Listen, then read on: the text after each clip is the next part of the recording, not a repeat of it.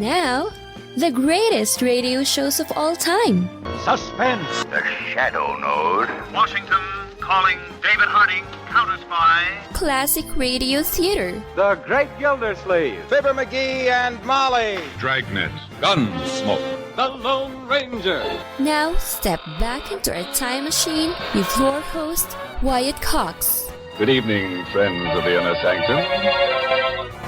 David Bryant starring in Mr. District Attorney, an episode from 69 years ago, March 8, 1953, in the case of the Murderous Junkman. And we thank you for joining us on this Tuesday, 8th day of March, 67th day of 2022, 298 days remaining in the year. This is the birthday to the New York Stock Exchange, founded back in 1817. The ironclad CSS Virginia, launched at Hampton Roads, Virginia on this date in 1862. It was formerly the USS Merrimack. Susan B. Anthony testified before the Judiciary Committee of the House on this date in 1884, arguing for an amendment to the Constitution granting women the right to vote. International Women's Day celebrated on this date in 1911, and the Senate adopted the cloture rule in order to limit filibusters in 1917. The Castlegate mine disaster killed 172 coal miners on this date in 1924 near Castlegate, Utah. The first stock car race held in Daytona Beach on this date in 1936, and in 1948 the Supreme Court ruled religious instruction in public schools violated the Constitution. The Soviet Union claimed to have an atomic bomb on this date in 1950, and in 1957 Egypt reopened the Suez Canal. In 1964, on this date, Malcolm X announced his break from the Nation of Islam. The political philosophy of black nationalism means we must control the politics and the politicians of our own community. They must no longer take orders from outside forces, and we will organize and sweep out of office all Negro politicians who are puppets for these outside forces. Malcolm X told Ebony magazine that the black Muslim leaders, quoting, have got to kill me. They can't afford to let me live. I know where the bodies are buried, and if they press me, I'll exhume some. End of quote.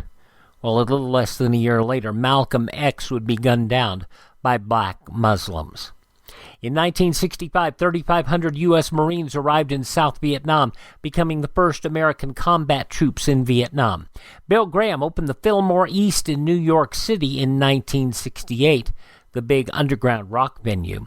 The fight of the century at Madison Square Garden on this date in 1971. Ladies and gentlemen, here is the vote.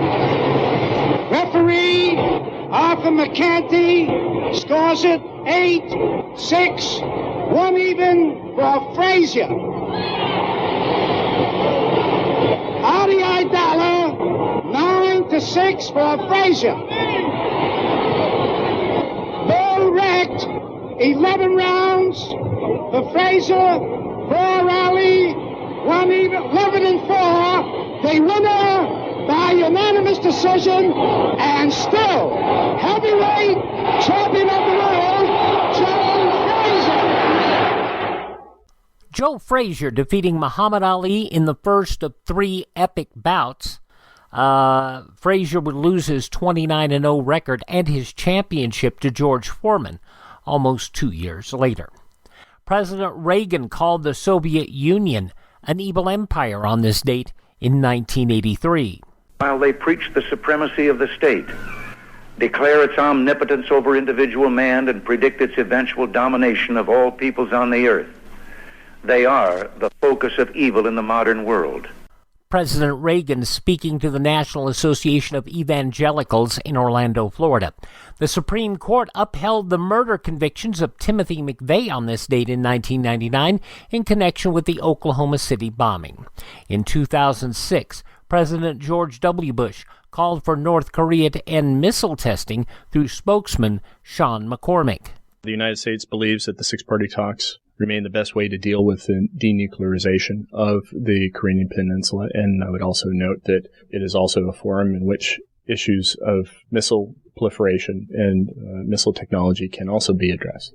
North Korea had launched 2 short-range missiles the day prior. Among those passing away on this date in history, President Millard Fillmore, President number 13, composer Hector Berlioz, clergyman Henry Ward Beecher, William Howard Taft, also Thomas Beecham, Harold Lloyd, Billy Eckstein, actress Peggy Cass, very active on the talk show circuit, baseball's Joe DiMaggio. Where has he gone? Well, he has gone on ahead of us. Actor Edward Winter, and country singer-songwriter Hank Lachlan. Please help me, I'm falling. All those folks passing away on this date in history. Now, this is the birthday of Dr. Zorba in the Ben Casey television show, Sam Jaffe. Also, the skipper on Gilligan's Island, Alan Hale, born on this date. Dancer, actress Sid Charisse, actress Lynn Redgrave, all born on this date in history. The pianist-composer Dick Hyman, you remember him from the 50s and 60s? He's 95 years old today. The Monkees, Mickey Dolenz, the last monkey standing at 77 years old. From the Eagles and Poco, Randy Meisner, 76 today. Three Dog Night's Mike Alsop is 75. Composer Carol Bayer Sager is 75. You remember Peggy March? If he takes forever, I will follow him. 1963 big hit. Peggy March, 74 today. British singer Gary Newman, and his hit was Cars. Not the Cars, but the song was called Cars. Anyway, Gary Newman is 64 today. NBC Nightly News' Lester Holt is 63. Actor Aidan Quinn is 63. From The Practice, Cameron Manheim is 61. Model Kathy Ireland, 59. From The Last Man on Earth and Soul Food, Boris Kodjoe is 49 today. Freddie Prinze Jr., 46. He and I have a lot in common, and it's not just his gorgeous wife. No, Freddie Prinze Jr. is a big wrestling fan. He really is. From Dawson's Creek and from Keisha's Video Blow, James Vanderbeek, 45. Very funny man. From What I Like About You, Nick Zano is 44 years of age. From L.A. Ink., tattoo artist Kat Von D is 40. And Lily in the AT&T commercials, Vilana Weintraub, is 35 years of age today. Those some of the people who celebrate the 8th day of March as their birthday. And if this happens to be your birthday... Hi, we're the 4 freshmen, and we just want to say... Happy birthday to you! Heading back 69 years, March 8th, 1953, Mr. District Attorney, I'm Wyatt Cox. Thanks for tuning in on this Tuesday edition of Classic Radio Theater with Wyatt Cox on your favorite radio station. Are you in bad pain? You know what I mean. Your knees hurt, your shoulder hurts, your elbow and back are constantly killing you. And I'm sure you've tried every pain pill or cream available at the drugstore. Am I right? Well, here's something you haven't tried. Pain Magic. Pain Magic is not available at any drugstore. The only place you can get it is by calling the special toll-free number I'm about to give you. And to make things even better, call right now and find out about our buy one, get one free offer. We're so confident it'll work for you that we offer a free bottle with your purchase. No prescription required. Call now to learn how you can get Pain Magic and get rid of your pain. Remember, your results may vary. 800-492-8164. 800-492-8164. 800-492-8164. That's 800-492-8164. Thanks for tuning in to Classic Radio Theater with Wyatt Cox here on your favorite station. The program Mr. District Attorney was created, written, and directed by former law student Ed Byron, inspired by the early years of New York Governor Thomas E. Dewey. Dewey's public war against racketeering is what got him elected as governor. Phillips H. Lord, the creator of Gangbusters, developed the concept and coined the title. Byron lent an air of accuracy and immediacy to the scripts through his close study of crime statistics, a library of criminology texts, following the newspapers, and even going around rough bars to gain tips, backgrounds, and color from crooks and police alike. It began as a 15-minute serial in which Dwight Weist starred. 3 months later, it was a summer replacement for the Bob Hope Show, in which Raymond Edward Johnson, yes, that guy, the guy from the original Inner Sanctum host, your host Raymond. And then the show went on. Jay Jostin, 1940 through 1952. He portrayed the role. And for a period of time in the 1940s, Tony Randall, yes, the Odd Couple Tony Randall, replaced Jostin during periods in the 1940s. And what you're going to hear today is the last year of the show, David Bryan, starring as Mr. District Attorney. And now this episode from 69 years ago today, March 8th, 1953, Mr. District Attorney on Classic Radio Theater with Wyatt Cox. Mr. District Attorney, starring David Bryan. Mr. District Attorney, champion of the people, defender of truth, guardian of our fundamental rights to life, liberty, and the pursuit of happiness.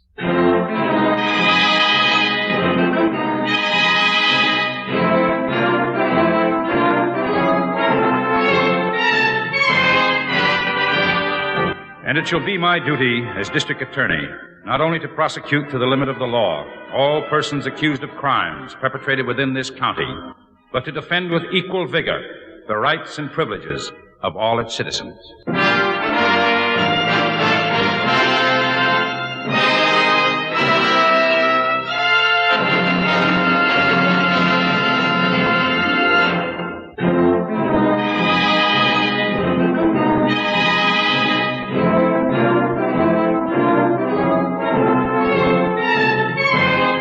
And now, here is our star, David Bryan, as Paul Garrett, Mr. District Attorney.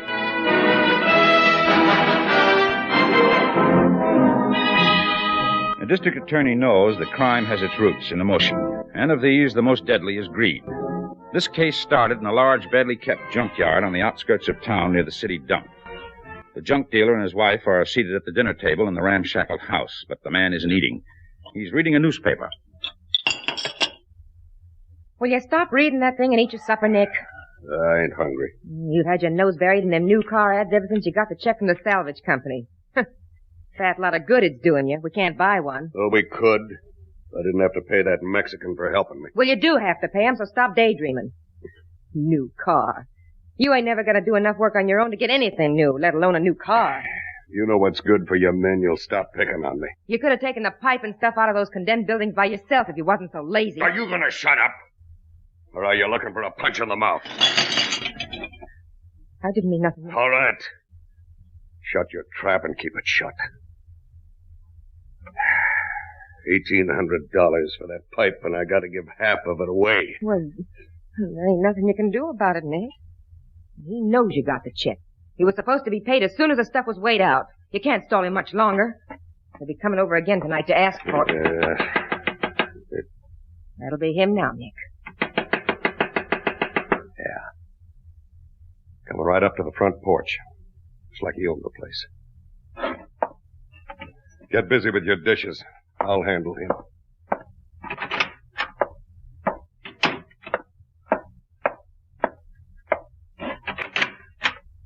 Well, Morales, what do you want? Oh, Mr. Howard, I come for my money for the work I do. I told you I'd bring it to you when it come. I ain't got it yet. I can't give you what I ain't got. Please, Mr. Howard, I don't like to bother you, but my wife, she's sick. We're going to have another baby. Now, look, I got troubles of my own, Morales. Well, I know you got the money, Mr. Howard. I call the salvage company. They say everything is paid.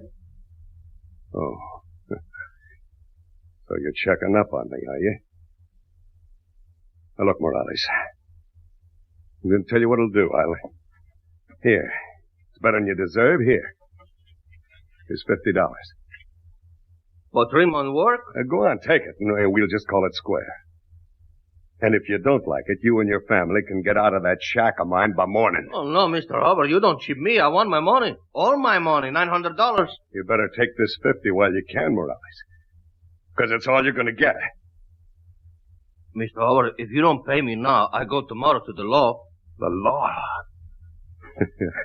Why, you no good.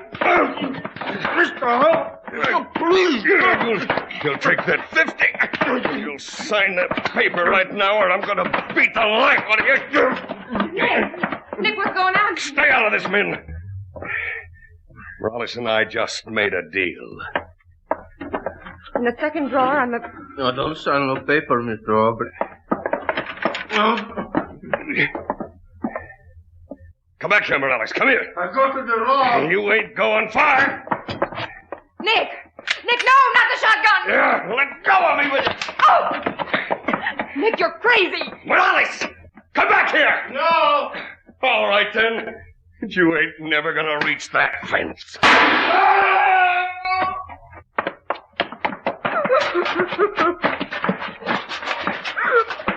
Nick, what did you do? Shut up.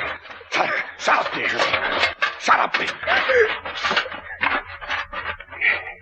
Nick? He's dead, Nick. What are you going to do? Will you shut up? Shut up now, and let me think. I gotta think.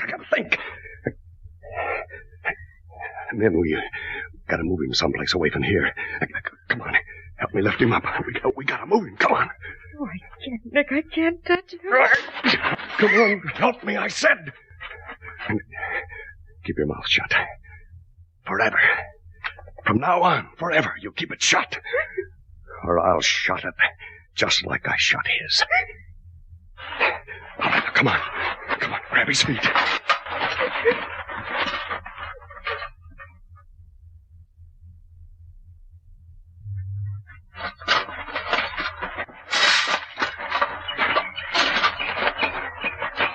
Well, there he is, Chief. Department of Sanitation boys found him. They were bulldozing some of those ash heaps to level them out. It's a good thing they saw him, Harrington. If he ever ran the bulldozer across here, he'd been buried for good. Yeah. Doc says he's been dead about 40 hours. You say the Missing Persons Bureau has a report on a man of this description? Uh-huh. Report was filed yesterday by a Mrs. Morales. Said her husband didn't come home the night before last. Well, that fits in with the length of time the doc says he's been dead. Now, let's get a better look. Shotgun killing, huh? Yeah.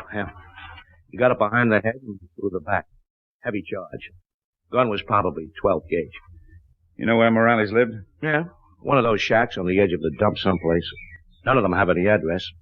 But when Mrs. Morales made the missing person report, she said the shack belonged to a junk dealer named Hubbard. Although it beats me how Hubbard owns anything that's standing on city property. Where is Hubbard's junkyard? Well, it's way down at the end of the dump. About a mile and a half, that high board fence. Hey, see it? Yeah. You'll have to drive around past the gas works to get to it. There's no direct way from here, unless you want to ruin your car. Yeah, I'll go around. Hubbard may be able to give us some information about Morales. We'll meet you in town when I'm finished. Okay, Chief.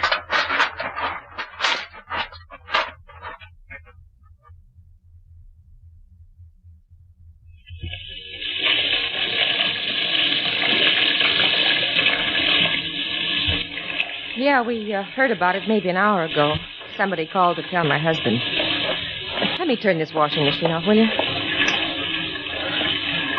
So old you can't hear nothing when it's going. Everything we've got is old. Junk my husband picked up someplace. Where is your husband now, Mrs. Hubbard? Oh, he drove over to the shacks to tell Mrs. Morales and see if maybe there wasn't something he could do for her and the kids. Morales sometimes worked for my husband. So I understand. Did Morales ever come here? Here to your home, I mean. Only when he had some business with Nick, my husband. When was the last time? Well, I can't say for sure, Mr. Garrett. Like I said, he'd come to see Nick on business. You'd probably be around when he came, though. When was the last time you saw him? Well, I can't say for sure.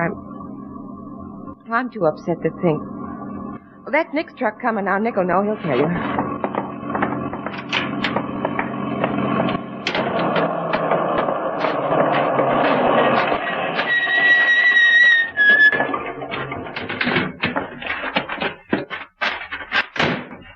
Hello. Hello. Nick, this here man is Mr. Garrett, the district attorney. Oh.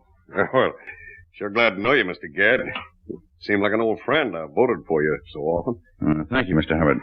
Hey, is your car? Mm-hmm. Boy, sure is slick looking. I must ride like a dream. Nick, Mr. Garrett wants to know something about Morales. I know. I just left his widow. Yeah, this thing's hit her kind of hard. Sure feel awful sorry for her and them kids. Just a few things I want to know, Hubbard. When did you see Morales last? Your wife couldn't remember. Well, you sure are upset, man. Now, you ought to remember Morales stopped by here night before last. Well, I wasn't sure that... Night before last, huh? What time? Well, it was just after we finished supper. 8 o'clock, maybe. Same night he was killed. Huh? You mean he's been dead that long? Well, that's what the coroner thinks. You have any reason to think differently? Well, I mean, he was only found this morning. He's been missing since the night before last, though. His wife reported that to the police yesterday. You knew that, didn't you? Well, sure I knew it, but... I wonder what that but's going to have to do with Mr. District Attorney, March 8th, 1953. The news from that date comes up next on Classic Radio Theater. No offense, but are you a little fat when you look in the mirror? How would you like to learn the secrets to lose 3 to 5 pounds a week easily without joining the gym or going through any crazy diets? It's called Body Sculpt by Med Diet. For the last 2 decades, we've been helping people just like you that have pounds they want to shed. We've helped millions of people lose thousands and thousands of pounds over the years. And now it's your turn. Learn the secrets of how to lose weight with one simple phone call. You'll see an amazing difference in a matter of days. Don't believe us? We'll offer you a money-back guarantee. If you're ready to start losing weight right now, call right now to learn more about your risk-free order to Body Sculpt. Call for your risk-free offer. 800-738-5332. 800-738-5332. 800-738-5332. That's 800-738-5332.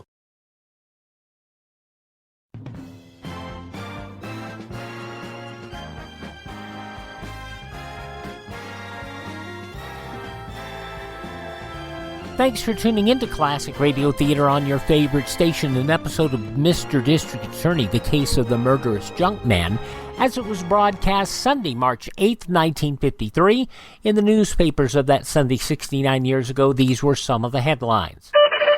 A broad-scale investigation of the whole Korea situation proposed by the Republican senator from Ohio, Senator Taft, who suggested a special committee might be created for the TAP.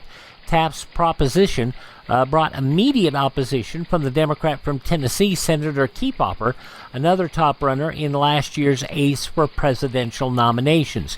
Keepopper said an investigation such as Taft proposed would plunge the conduct of the war into politics and might feed information to the enemy.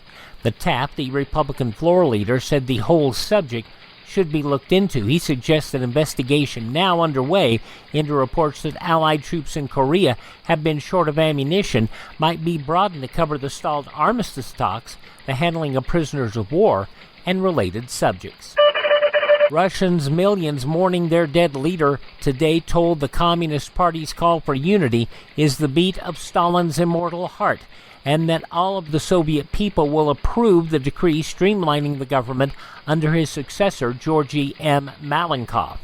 Pravda made these pronouncements as endless lines of men, women, and children, some red-eyed from weeping, shuffled from below zero cold into the flower-perfumed Hall of Columns for a look at the body of a man who guided the nation in war and peace for 29 years.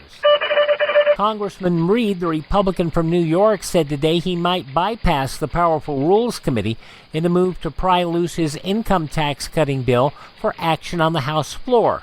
Reed released the text of a letter to Chairman Allen, the Republican of Illinois, of the Rules Committee, renewing his demand for prompt unpigeonholing of the bill to reduce individual income tax rates 10%, beginning July 1st. Britain has promised to help impose an economic blockade on shipments of strategic materials to Red China. That coming from Washington at the close of British-American foreign policy and economic talks. At the same time, the two nations indicated the U.S. has encouraged Britain to plunge into freer currency and trade policies. So it's just a few of the nation's headlines from the newspapers of Sunday, March 8th, 1953, on your radio, Mr. District Attorney, which continues now on Classic Radio Theater with Wyatt Cox. Well, I figured he was off celebrating with that roll of money he had. What roll of money? Money I paid him for the job we did together. You mean you paid him when he stopped by here the night before last? Sure. I handed him $900. Wait a minute. What, Hubbard? Something Mrs. Morales told me. Just a while ago when I was over there. Somebody dropped in on Morales the night he disappeared. Who? One of the shantytown bums, a guy named Shorty. Morales wasn't there when he came. The Shorty waited around for a while, she said, and then he said he'd walk across the dump toward my place, see if he couldn't meet Morales on the way. You know, you asked me, this Shorty may be the man you're after. Sounds like a strong possibility, Hubbard. I'm going to see Mrs. Morales and get more information about Shorty, whoever he is. Want to tell me how to get there? Well, I'll do better than that, Mr. Garrett. I'll drive over with you. Oh, fine. Let's go. Goodbye, Mrs. Hubbard. Bye, men. I'll be back later. Okay if we take your car, Mr. Garrett? Sure. You know, you jounce around too much in my old truck. It's ought to be a pleasure for me to ride in a new job like yours, eh? Hop in. Yeah.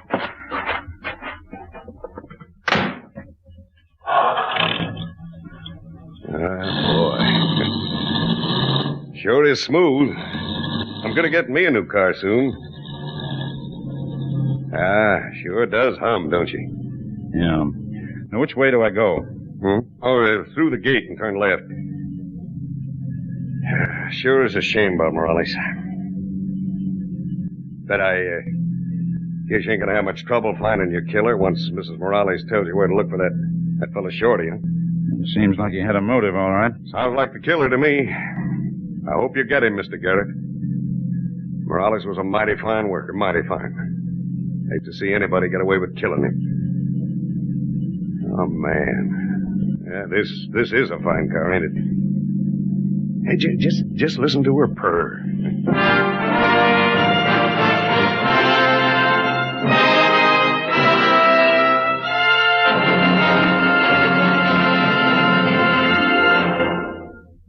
This is David Bryan. Before we continue with Mr. District Attorney in the case of the murderous Junkman, here is an important message I'd like you to hear.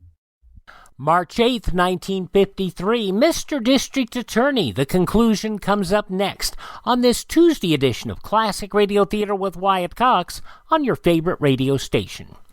Are you suffering with arthritis or osteoporosis? Do you have diabetes?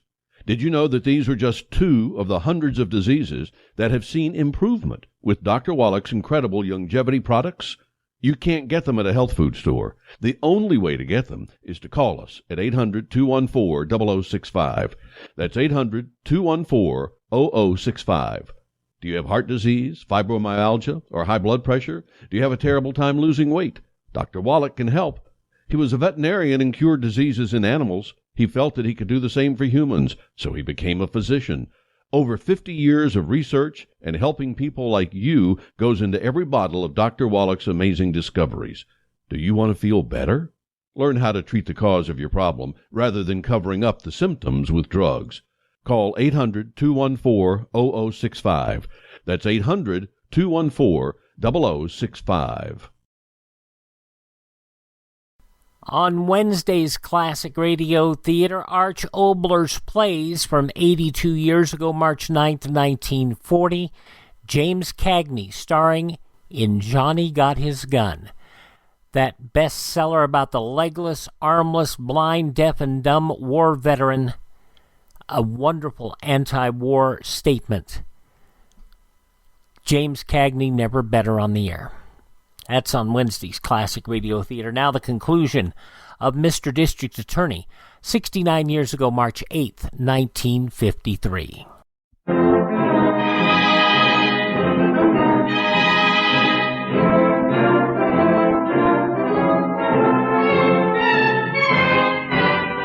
now back to David Bryan, starring as Paul Garrett, Mr. District Attorney. The body of Juan Morales, a junkman's helper, had been found in the city dump. The dead man's employer directed me to a threadbare but cleanly scrubbed shack where the widow lived with two wide-eyed kids who clung to their mother's skirt. There was heartbreak in her eyes, but she kept it smothered for the sake of the children, until she sent them out so we could talk. Go. Lay in the bag. Pipito, help Rosa find her doll. I try not to cry when they are near me. Take it easy, Mrs. Morales. Easy? What is easy? Life is hard for me, for them. And now they have no father to turn to. Now, everything's going to be all right. I told you can stay on here, rent-free. We didn't want to stay here. We were going to move away to the apartment house for the new baby that is going to come. As soon as you gave Juan his money, why did you make him wait so long? Oh, well, For 3 days. Every day he asks you for his share. And you keep saying that you don't get the check yet. What is this, Hubbard? Well, I didn't want to give Juan the money. I wanted to give it to Mrs. Morales here. I asked him to bring her down to the house to collect it. Why? To make sure it went to her and the kids, that's all. Mrs. Morales, Hubbard says you told him about somebody coming here to borrow money from your husband the night he didn't come home. See, the man who works with Juan at the brickyard one time, 2 years ago. They call him Shorty. His name is Shorty Davis. Did you tell him that your husband had gone over to Hubbard's? See? Then he said he would not wait anymore. He would walk across the dump and try to meet Juan. And then he went away. Where does Shorty live? I don't know. The shacks up that way. I'll have my men check them all. They'll get him. I'll see that somebody comes to give you some help, Mrs. Morales. Goodbye for now. Goodbye. Come on, Hubbard. I'll drive you home.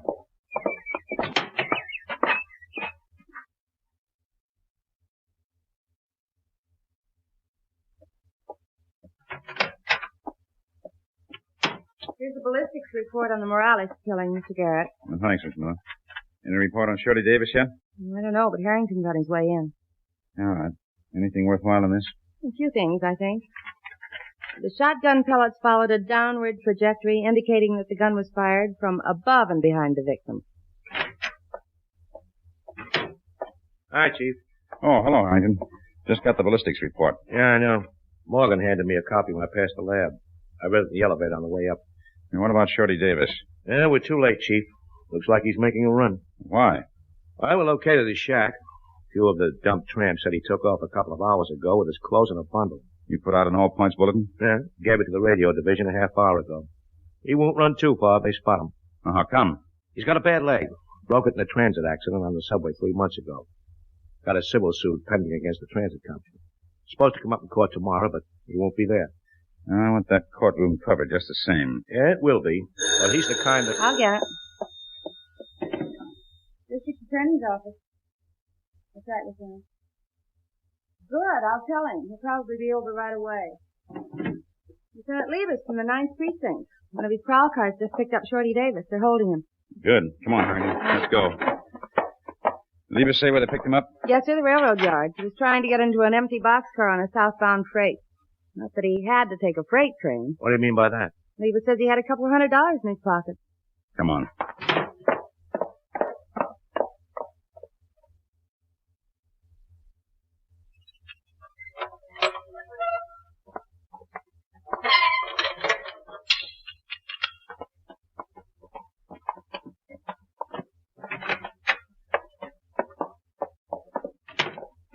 All right, Shorty.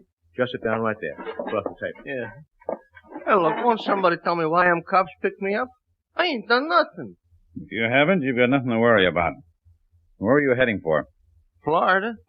I got a bad leg. I wanted to get where it's warm. Why the rush? You've been around here a couple of months with that bad Well, leg. I couldn't go before. They're rough on tramps down there. I was waiting to get some money. Well, apparently you got it all right. And we want to know where you got it. Well, I got it from the subway company. I busted my leg in a subway. Your suit doesn't come up before the judge until tomorrow morning. Yeah, well, we settled it out of court yesterday. They give me $300. It won't take long to find out if you're telling the truth. Who's your lawyer? Robert Hoxie over on Center Street. Call him, Harrington. Right. Listen, mister, tell me something, will you? Sergeant. What do you think I got the money? You'll find out later, Shorty. You have the whole $300 you claim you settled for? Yeah. Well, all except a couple of bucks I spent for eating. What time did you leave your shack this morning? Oh, left it early. As soon as I knew the bank was open, I could get my money. They give me a check. And you didn't know that Juan Morellis was found dead this morning? Dead? Morales? Murdered. He was murdered the night you stopped by his shack to see him. Oh, I never got to see him that night. But you did stop by the shack. Yeah, but he wasn't home. His wife could tell you that. Asked her, huh? His story about the money is legitimate, Chief. I know it is. I'm telling you the truth. And just keep on telling it. Mrs. Morales told you where her husband went that night, didn't she? Well, just that he was over to Hubbard's junkyard. Didn't you say you were going down there to meet him? Yeah, that's right. Well, look, I wanted to borrow a couple of bucks, see, because one knew me. We worked together once, and we used to borrow, from each other, and I always paid him back. We're not checking you for a credit rating, Shorty. What we want to know is what happened after you met Morales. I didn't ever meet him, I told you. I must have waited, half hour maybe. Then I seen the Hubbards come walking through the gate. Walking? And you didn't let them know you were there. Why? Oh, I'll tell you why, mister. I didn't want Hubbard asking me what I was doing on his property at night when he was out. Huh? What were you afraid of? A shotgun, if you want to know. A shotgun. He's a mean guy. You'd ask anybody in Shantytown. He thinks everybody's crooked. He's afraid they'll cart some of that junk off and sell it off to another junkie. He has a shotgun, huh? Ooh, you bet he does. He near blasted one of the guys once. The Hubbards could have been walking back from the dumps, Harrington. You mean they might have packed Morales' body out there? Why would they kill him? Hubbard's been stalling Morales on some money he owed him. And his excuse was full of holes.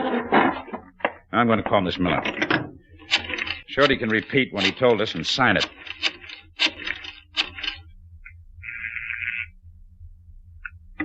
District Attorney's Office. Garrett, Miss Miller. I want you to take a cab over here to the 9th Precinct.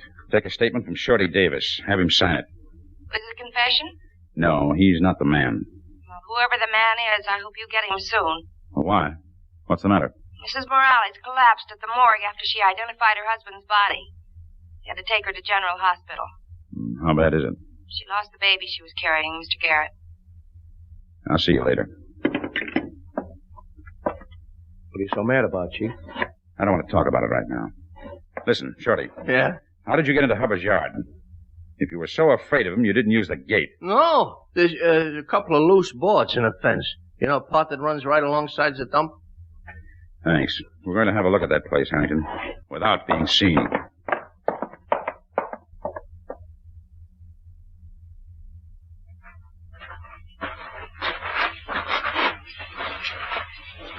What's she watering with that hose, Chief?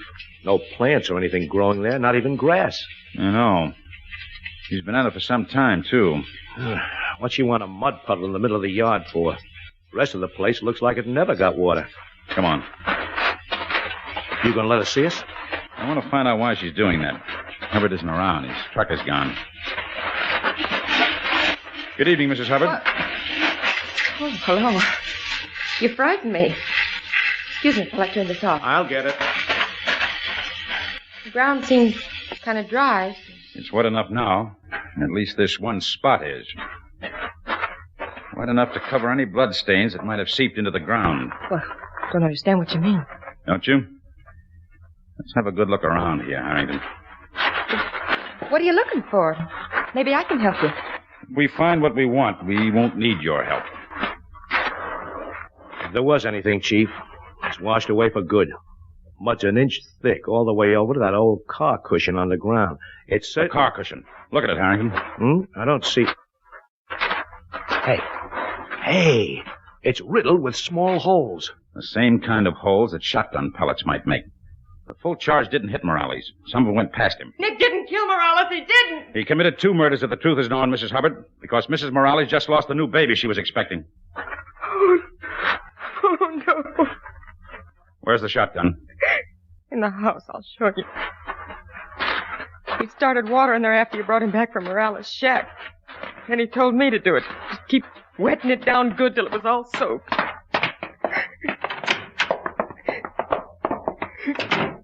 Gun is behind that bureau, hanging on nails. He put it there.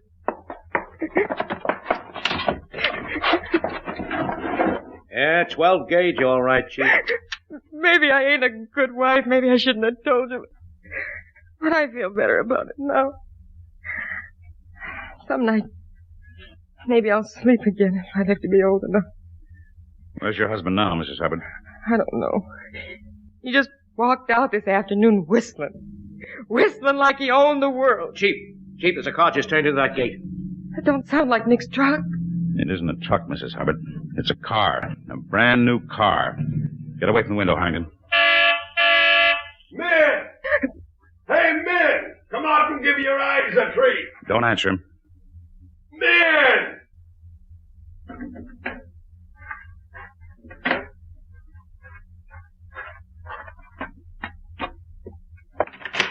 Hey, men, why didn't you...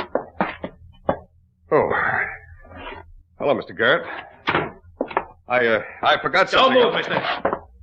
You know this shotgun is loaded. It's yours. I told him, Nick. What? I told him everything. How you tried to cheat Morales, how you shot him in the back. Shut your crazy mouth! No, you don't. Don't try that again. Now get up. You finally got a new car, didn't you, Nick? You know where you're going to drive it, don't you? You know where? Come on, Nick. This time we'll use your car.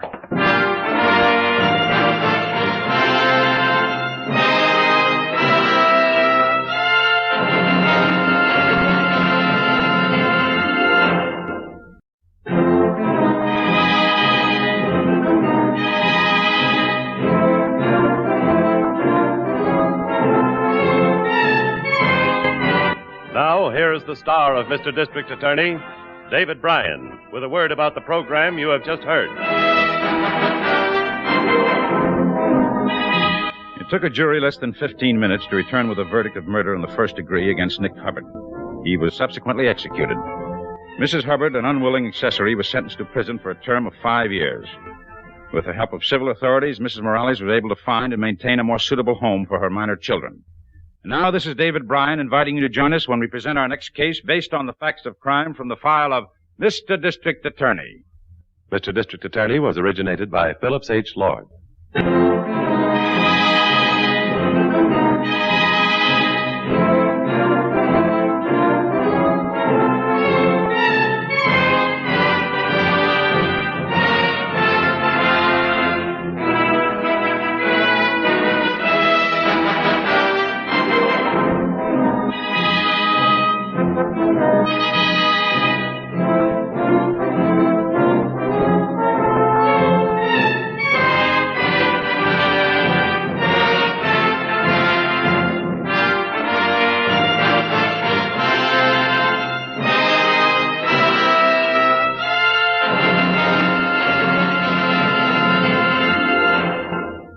From 69 years ago, March 8, 1953, Mr. District Attorney on Classic Radio Theater with Wyatt Cox.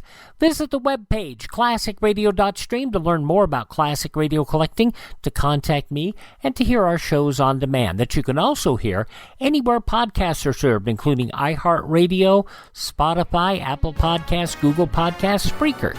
Search for Classic Radio Theater with Wyatt Cox. Thanks for listening. Thank this station. Support the advertisers. Tell all your friends the great radio shows are right here at this spot on the dial. Classic Radio Theater with Wyatt Cox on your favorite radio station.